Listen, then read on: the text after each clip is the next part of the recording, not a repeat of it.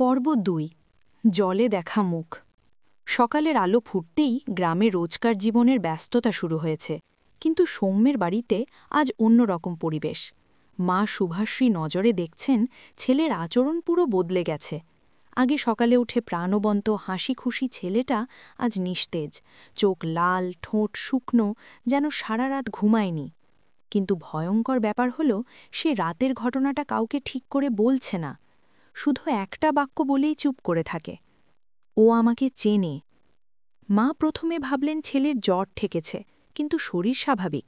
Doctor ডাকলে হয়তো লোক হাসাহাসি করবে দেখে ডাকলেন না, নিজেই স্যুপ করে খাওয়াতে গেলেন।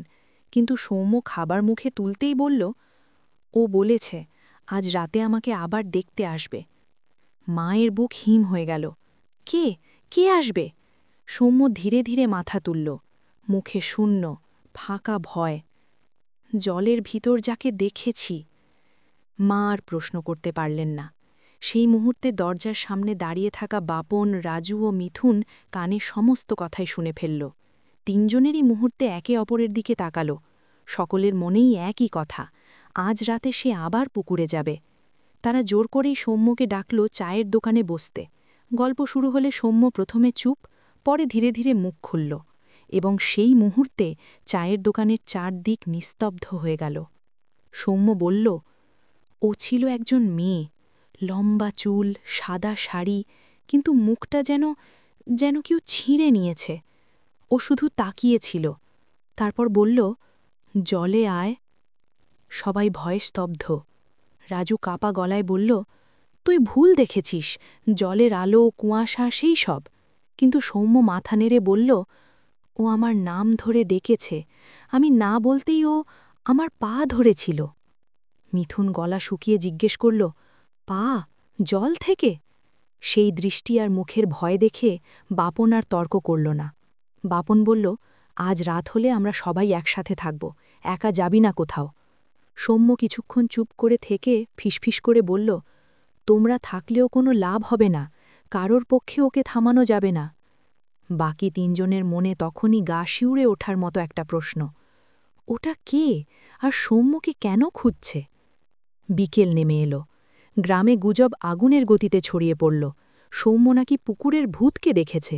বৃদ্ধ বৃদ্ধা, দোকানদার, কৃষক সবাই একে অপরকে এ খবর জানাতে লাগল, কিন্তু কেউ সাহস পেল না তা শুনে পুকুরে যাওয়ার। কিন্তু সবাই ভয় পেলেও একজন খুব কৌতূহলী, পাড়ার লোককথার সংগ্রাহক মনোজ। সেই গেল আলতাফ মাস্টারের কাছে।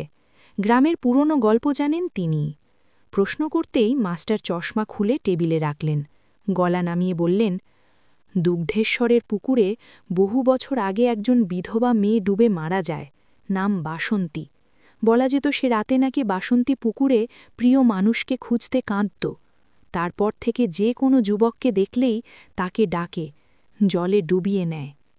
মনোজ অবাক হয়ে বলল, গ্রামবাসী কি তখন খোঁজ নেননি? আলতাফ মাস্টার খুব ধীরে বললেন, গ্রাম নাকি খুঁজেছিল, কিন্তু মৃতদেহ কোনোদিন পাওয়া যায়নি। কেউ বলে শরীরটাই পুকুর গিলে নিয়েছিল। এই গল্প মনোজ ছেলেদের বলতে গেলেও কেউ বিশ্বাস করল না। কিন্তু প্রথম সূর্য ডুবি যেতেই অদ্ভুত কিছু ঘটতে শুরু করল। রাত 8:30। সৌম্যের ঘর থেকে হঠাৎ চিৎকার, ও আমাকে ডাকছে, শোনো না, ও আমার নাম ধরে ডেকেছে। মা দরজা বন্ধ করে জোর করে ধরলেন, কিন্তু সে দরজায় ধাক্কা দিতে লাগল। ওকে অপেক্ষা করাতে পারি না, জল আমাকে চায়, আমি যেতে চাই। আরেকদিকে বাপন, রাজু ও মিথুন দৌড়ে বাড়িতে পৌঁছে সৌম্যকে ধরে বসতে বাধ্য করল। তাকে শান্ত করতে গিয়ে রাজু রাগে বলল, কেউ তোকে ডাকছে না, তুই ভুল শুনছিস। কিন্তু সেই মুহূর্তে সবাই থমকে গেল। ঘরের জানালার ওপাশ থেকে কেউ খুদ আস্তে বলে উঠল, সৌম্য। একটি নারী কণ্ঠ, ভারী ঠান্ডা, মৃতের মতো। সবার বুকের রক্ত শুকিয়ে গেল।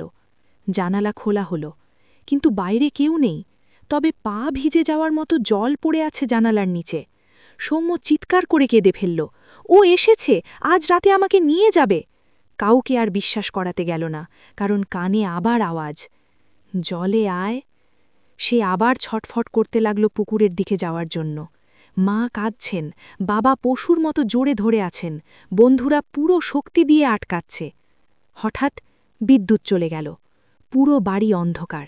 সেই অন্ধকারে আবার নারী কণ্ঠ। আমি অপেক্ষা করছি। বাড়ির সবাই ভয়ে জমে গেছে, কিন্তু সবচেয়ে ভয়ঙ্কর দৃশ্য দেখা গেল।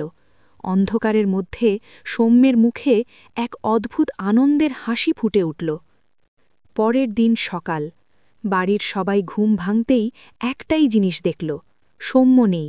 দরজা বন্ধ, জানালার গ্রিল ভাঙা নেই, কেউ দেখেনি কবে বেরিয়েছে। কিন্তু বিছানার পাশে কাদা আর জল। মা ছুটে বাইরে গেলেন, চিৎকার করে ডাকলেন সবার বাড়িতে, ওকে খুঁজে দাও, আমার ছেলেকে খুঁজে দাও।